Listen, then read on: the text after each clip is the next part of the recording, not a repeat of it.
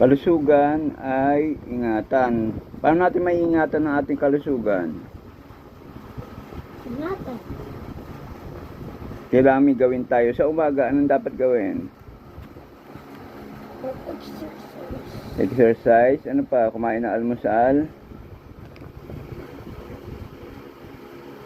Iwasan natin kumain ng mga candy, soft drinks. Sobrang matatamis, baka masira ang ngipin. Maghugas ng kamay bago kumain. Gagamit ng sabon. At shampoo.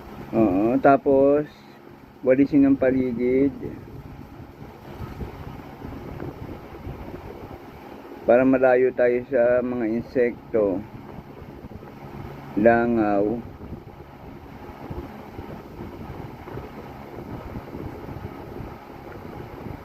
Anong gagawin sa paligid?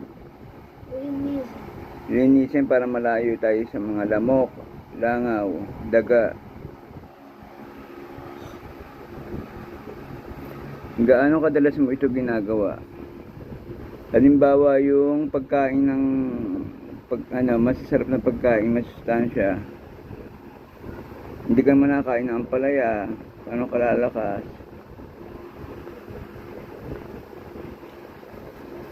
Ibang gulay.